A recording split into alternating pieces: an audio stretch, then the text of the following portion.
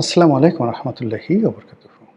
সম্মানিত দর্শক, কেমন আছেন আমাদের ডক্টর মোহাম্মদ ইউনূস, কিংবদন্তির অর্থনীতিবিদ, শান্তির নোবেল বিজেতা, অন্তর্বর্তীকালীন সরকারের প্রধান উপদেষ্টা, হিলারি ক্লিন্টনের বন্ধু, বিল ক্লিন্টনের বন্ধু, পশ্চিমাদের চোখের মণি, কলিজার টুকরা ডক্টর মোহাম্মদ ইউনূস এখন কি করছেন, কি ভাবছেন? তিনি কবে আবার বিদেশ যাবেন, কবে আবার হাসবেন, তার পরিণতি কী ইত্যাদি নিয়ে আপনারা কি কেউ কি কিছু ভাবেন? আমি কিন্তু ভাবি। আমি ভাবি যে এমন কেন হলো? এমন তো হওয়ার কথা নয়। আমরা তো তাকে ৫০ বছর রেখে দিতে চেয়েছিলাম কেউ। আমরা তো তাকে ৫ বছর রেখে দিতে চেয়েছিলাম অনেকে। আর নিদেন পক্ষে রাজনৈতিক দলগুলো তো ধরেই নিয়েছিল যে তিনি যেহেতু এসছেন ৩ থেকে ৪ বছর থাকবেন, রাজনীতির একটা ব্যালেন্স আসবে, তারপর ভালো একটা নির্বাচন হবে, সবাই আসবে। কিন্তু এ কী হলো? কিসের অভিশাপ? কিসের বদদোয়া?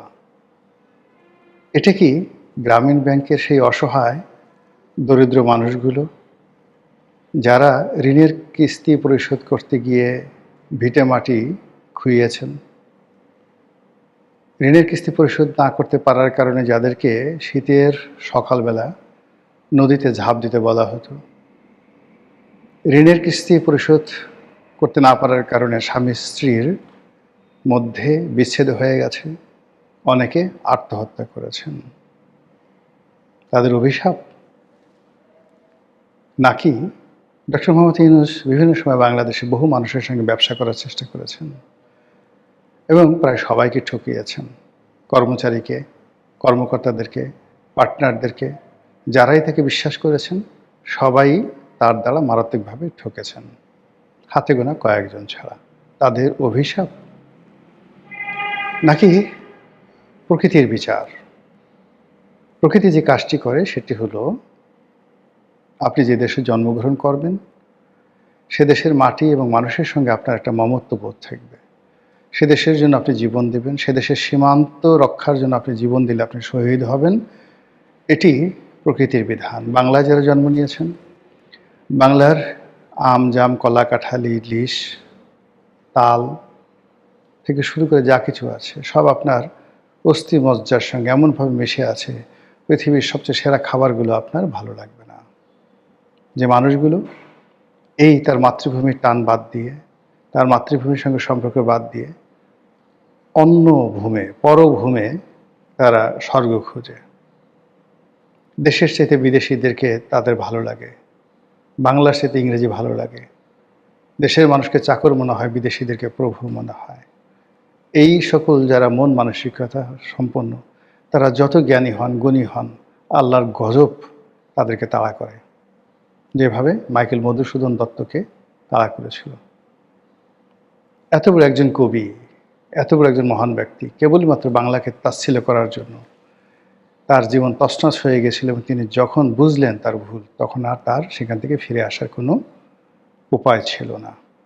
তো ডক্টর মোহাম্মদ ইউনূসের এই যে ১৭ মাসের পরাজয়, কিংবা একসময় যে শেখ হাসিনার সঙ্গে তার এত ভালো সম্পর্ক ছিল, শেখ হাসিনা তার পুরো জমানাতে ৯৬ থেকে ২০০১ পর্যন্ত পুরো জমানাতে ডক্টর মোহাম্মদ ইউনূসকে সারা দুনিয়াতে তিনি প্রমোট করেছেন, স্যার ডাকছেন। এমন কি হলো? শেখ হাসিনা কেন রাগ হবেন? এখানে তো রাগ হওয়ার কথা না। যে শেখ হাসিনা তাকে ৮০০ কোটি টাকা বিনা সুদে ঋণ দিয়েছেন গ্রামীণ ব্যাংকের জন্য, আর সেই ঋণের কারণে গ্রামীণ ব্যাংক টিকে ছিল, আদারওয়াইজ দেউলিয়া হয়ে যেত। সেই শেখ হাসিনা কেন, কি কারণে তার প্রতি বিক্ষুব্ধ হবেন? তাকে কেন সুদি বলবেন, সুদি ইউনূস বলবেন? কারণটা কি? একটু খুঁজে দেখেছেন? কিংবা ধরুন যে বিএনপি ২০০১ থেকে ২০০৬ পর্যন্ত তারাও ডক্টর মোহাম্মদ ইউনূসকে প্রমোট করেছেন, কিন্তু একাগারের সময় তার কর্মকাণ্ডের কারণে বিএনপিও তাকে বিশ্বাস করেনি। আবার ধরুন তার সঙ্গে ডেমোক্র্যাটদের একটা ভালো সম্পর্ক ছিল। ডোনাল্ড ট্রাম্প আসার সঙ্গে সঙ্গে আমেরিকার সমস্ত দরজা তার জন্য কেন বন্ধ হয়ে গেল? কি দোষ? কি করেছেন তিনি? তার চিন্তায় ত্রুটি, চরিত্রে, কর্মে, আচরণে, নাকি কি? একমাত্র আল্লাহ ছাড়া কেউ জানেন না।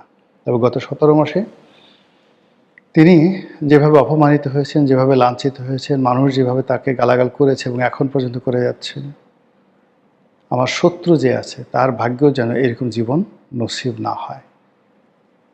আল্লাহ তার তকদিরে কোথায় মৃত্যু রেখেছে, কিভাবে তিনি মরবেন আমি জানি না। আর তার মৃত্যুতে কতজন মানুষ জানাজায় হাজির হবেন তাও জানি না।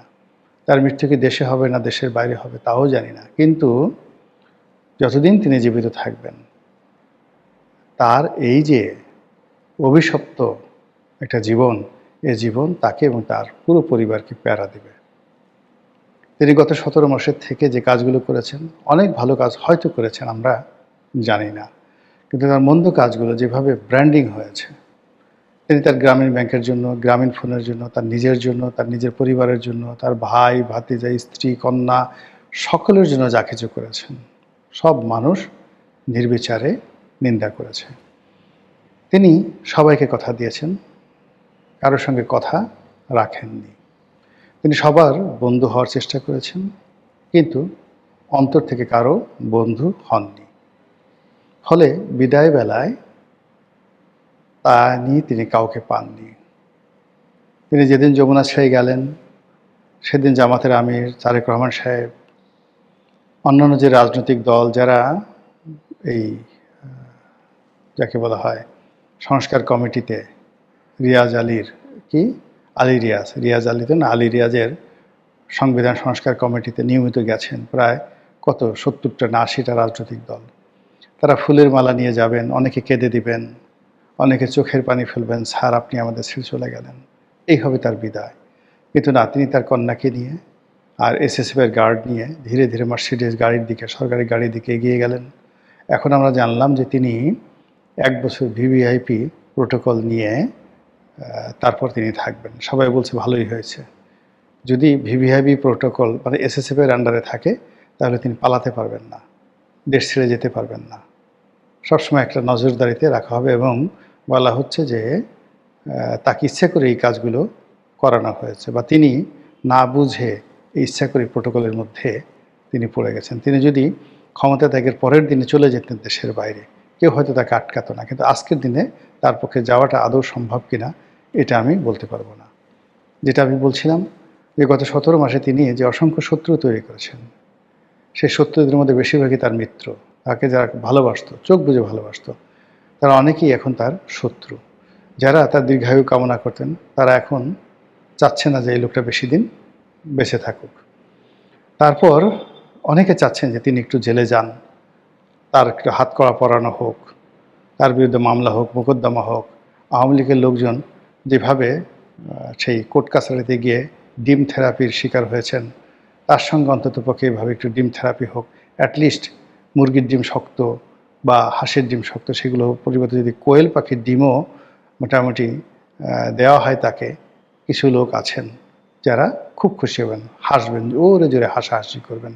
এটাই বাস্তবতা। এখন সেই লোকটি কেমন আছেন আমরা জানি না, তবে নিশ্চিত যে দিল্লি তাকে ছাড়বে না, কোনো অবস্থাতে দিল্লি তাকে ছাড়বে না। আওয়ামী লীগের কথা বাদ দেন, আওয়ামী লীগ একটা মানে নিজেরাই এখন বিপদগ্রস্ত, আগামীতে কাদের কি বিপদে করবেন সেটা পরের ব্যাপার। কিন্তু দিল্লি তো একটা রাষ্ট্র, নরেন্দ্র মোদী যে ম্যান।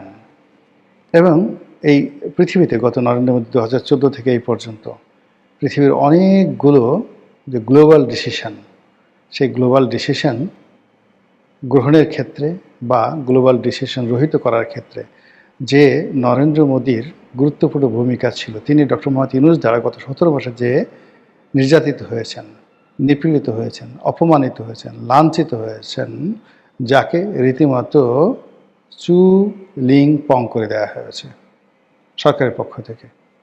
এখন এই চু-লিং পং নাকি যাকে বলা হয় খুব ভালো একটি বাংলা ভাষা, ভালো কথা। এখন এই বাংলা ভাষাটাকে যদি জনাব নরেন্দ্র মোদী তিনি ডক্টর মোহাম্মদ ইউনূসের জন্য গলার মালা করে তার গলায় ঝুলিয়ে দেন, তার পোশাক বানিয়ে দেন এটা দিয়ে, এই শব্দ দিয়ে সারা শরীর শুধু এগুলো লেখা থাকবে। রুদ্রাক্ষের মালার উপর চু লিং পং লিখে তার গলায় বিরাট একটা মালা ঝুলিয়ে দেন, হাতে এরকম একটা মালা ঝুলিয়ে দেন যে সারাদিন আপনি ওইটা বলেন, ইয়া মবু, ইয়া মবু, ইয়া চু লিং পং। মানে চু লিং পং মানে সুদ লিং পং, বাট আমি একটু ভদ্র করে চু লিং পং বলছি আর কি। তো এটা আপনি জব করতে থাকেন, বিকজ এই আপনি বাংলাদেশে কিছু গত 17 মাসে দিতে পারছেন আর না পারছেন, কিন্তু মব এবং এই সুদ লিংপং এই দুটো শব্দ আপনি জাতিকে উপহার দিয়েছেন, এমনভাবে শিখিয়ে দিয়েছেন যে জাতি আর কোনোদিন ভুলবে না। তো যেটা বলছিলাম যে বর্তমান সরকারের উপর তো আপনারা সবাই জানেন নিশ্চিত আমেরিকার একটা প্রভাব আছে, ভারতের একটা প্রভাব আছে। ভারতের গ্রিন সিগন্যাল ছাড়া, আমেরিকার গ্রিন সিগন্যাল ছাড়া বাংলাদেশে কোনো কিছু ঘটেনি এই গত সেই কয়েক মাসে। তো তাই যদি হয় সেক্ষেত্রে ডক্টর মোহাম্মদ ইউনূসকে কি সহজে ছেড়ে দেওয়া হবে? আল্লাহ জানেন। অথবা তার বিরুদ্ধে কি নতুন করে দুর্নীতির মামলা হবে? তাদের উপদেষ্টাদের বিরুদ্ধে মামলা করার জন্য তোড়জোড় হচ্ছে। সমস্ত উপদেষ্টারা ত্রাহি ত্রাহি করছে, কেউ আন্দোলনের হুমকি দিচ্ছে, কেউ গণ অভ্যুত্থানের হুমকি দিচ্ছে, কেউ বলছে বিদেশে পালিয়ে যাওয়ার যেতে পারতাম কিন্তু না গেছি, কেউ ব্যাংক হিসাব দাখিল করছে, কেউ বলছে আমি চোর না, আমি দুর্নীতিবাজ না, আমি জীবনে কোনো দিন দুর্নীতি করি নাই, আমি কোনো দিন মানে কী বলবো কোনো দুর্নীতি করি নাই, 1 টাকারও দুর্নীতি করে নাই। এই সকল কথাবার্তা শুনে বোঝা যায় যে কি পরিমাণ চাপের মধ্যে উপদেষ্টারা রয়েছে। আর উপদেষ্টারা যদি চাপের মধ্যে থাকে, ডক্টর মোহাম্মদ ইউনূসকে চুমার মধ্যে থাকবেন, চুম্বনের মধ্যে থাকবেন? প্রশ্নই আসে না। এবং সেক্ষেত্রে কী হবে, তার যে পুরনো মামলাগুলো সেগুলো যদি নতুন করে চালু হয়, তার বিরুদ্ধে যদি আবার নতুন করে মামলা হয়, আবার তাকে যদি কোর্ট কাছারিতে ঘুরতে হয়, তিনি তখন জোরে জোরে চিৎকার করে বলবেন যে আগেই ভালো ছিলাম, আগে সিঁড়ি দিয়ে উঠতাম হেঁটে হেঁটে, পেছন থেকে কেউ গালি দিত না, কেউ ডিম মারত না, আগে কখনো হ্যান্ডকাপ পরানো হয়নি, আগে খাঁচার মধ্যে ঢোকার নিয়ম ছিল কিন্তু ম্যাজিস্ট্রেট ভদ্রতা করে আমাকে খাঁচায় ঢুকায়নি, আমি নাটক করার জন্য খাঁচায় ঢোকার চেষ্টা করেছি, আর এখন একই হলো, একই ঘটছে, এও কি দুনিয়া, এও কি সম্ভব? হিরোডোটাসের সেই বিখ্যাত গল্প সাইরাস বনাম ক্রেশাস, সেই সময়টিতে মহামতি সাইরাস মানে পারস্যের সম্রাট, তার দ্বারা যখন লিডিয়ার রাজা ক্রেশাস মৃত্যুদণ্ডপ্রাপ্ত হলো, তখন আশ্চর্য হয়ে গেলেন। এখন যেভাবে যদি অলনে ছাড়েন ইরান জিতে যায়, ইরান জিতার পর ডোনাল্ড ট্রাম্পকে ধরে আনা হয় এবং ইরানের শাসকরা সিদ্ধান্ত দেয় যে বড় একটা জ্বলন্ত চিতা জ্বালাও, সেই চিতায় ডোনাল্ড ট্রাম্পকে হ্যান্ডকাপ পরিয়ে শিকলবদ্ধ অবস্থা তাকে পুড়িয়ে মারো। তখন ডোনাল্ড ট্রাম্প যেভাবে আশ্চর্য হবেন, ঠিক এরকম ঘটনা এই পৃথিবীতে ঘটেছিল। তখন পারস্যের সম্রাট ছিলেন এই সাইরাস দ্য গ্রেট। তখন ছোট্ট এখনকার যে পারস্য তার চেয়েও ছোট পারস্য ছিলেন তিনি। তখন এই যে রাজার কথা বলছি, লিডিয়ার রাজা ক্রেশাস, এই তুরস্ক, পুরো তুরস্কের এই অঞ্চলে ছিল তার রাজধানী, এবং তুরস্ককে কেন্দ্র করে বসফরাস প্রণালী পার হয়ে পুরো ইউরোপে রাজা ছিলেন। মোর দ্যান 400 ইয়ার্স তার বংশ রাজত্ব করেছিল প্রাচীন দুনিয়াতে। সেই বংশের সবচেয়ে পাওয়ারফুল সম্রাট ছিলেন সম্রাট ক্রেশাস। আর সম্রাট ক্রেশাসের অধীনে ছোট্ট একটা সামন্ত রাজা ছিলেন সাইরাস। সেই সাইরাসের কাছে ক্রেশাস পরাজিত হয়েছিলেন যুদ্ধের ময়দানে। আর সাইরাস তাকে বলছিলেন যে ওকে বন্দি করে চিতার আগুনে ফেলে জ্বালিয়ে পুড়িয়ে মারো। যখন তাকে চিতার আগুনে নিয়ে যাওয়া হচ্ছিল, তিনি খুব অবাক হয়ে আশ্চর্য হয়ে আকাশের দিকে তাকিয়ে বলেছিলেন, হে বিধাতা, এও কি সম্ভব? এই ঘটনা পৃথিবীতে অতীতে বহুবার ঘটেছে। আগামীতে যে ঘটবে না, এটা কি পারস্য কিংবা বাংলায়, এ কথা আপনি আমি বলতে পারি না। মহান আল্লাহ আমাদের সবাইকে হেদায়েত দান করুন এবং হেফাজত করুন। আসসালামু আলাইকুম ওয়া রাহমাতুল্লাহি ওয়া বারাকাতুহু।